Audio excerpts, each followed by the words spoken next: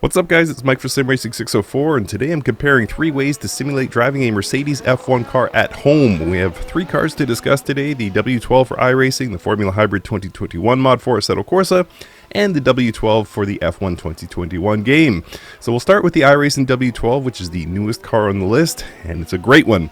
In the Pro category, the first and perhaps most significant strength of this W12 is the feeling of driving it. It's absolutely on rails, especially in high-speed sections, and it's a legit bullet on the straightaways. It's the most fun of the 3 to drive in my opinion, thanks to its unreal performance and being relatively tame to drive. Second in the Pro category, it's got the stamp of approval from the Mercedes F1 team. iRacing did partner with Mercedes F1 to create this car, so you can assume this is pretty accurate to the real world car, or at least as accurate as Mercedes is willing to share with the world. In the con category, first up is the price, and iRacing fans always get defensive when I talk about the price of the content, but my biggest gripe isn't the $12 to get the car, it's the fact that that $12 doesn't get me anything if I cancel my subscription.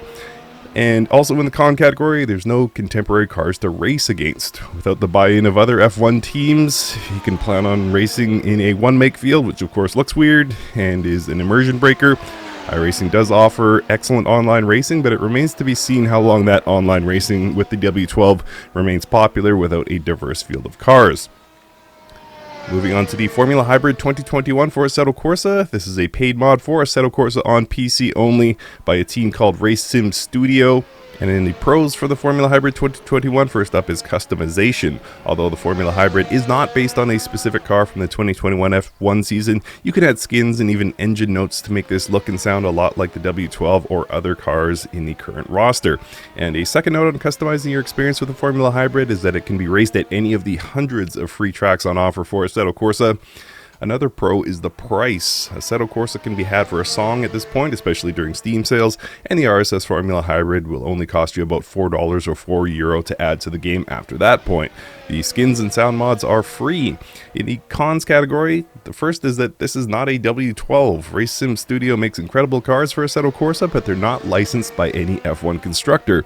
So RSS uses the current year regulations to create a fictional car every year, and it's important to note for this comparison that neither Formula 1 nor Mercedes had any input into the creation of this car, so the performance surely has differences to the actual W12.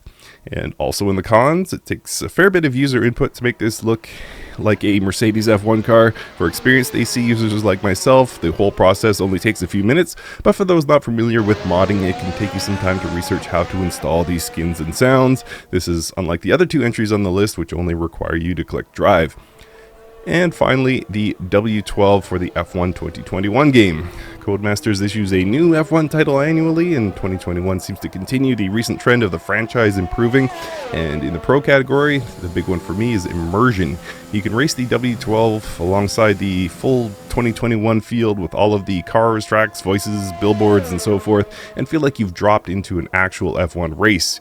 You can recreate most of these things in Assetto Corsa, but there's certain details that are unique to F1 2021. Also in the Pro category, F1 2021 is more accessible than the other 2 entries. There's in-game assists that can help new drivers get a feel for the W12 faster.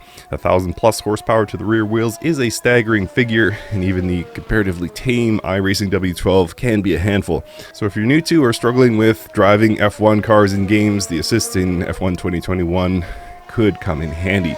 In the cons, the obvious one is the driving experience. This should shock no one, but I've never driven an F1 car, so I'm not judging this based on accuracy, but rather consistency. The iRacing and Assetto Corsa cars are close enough in handling and performance that if you can drive one, you can probably drive the other, but F1 2021 feels very different to me. This couples with the force feedback that lacks a lot of the detail on offer in the other 2 titles to produce a good but not great drive by comparison. And the final con, no VR. No gaming genre other than maybe flight sims lends itself to VR as much as racing games and sims, so to not have it in the official F1 title is a disappointment.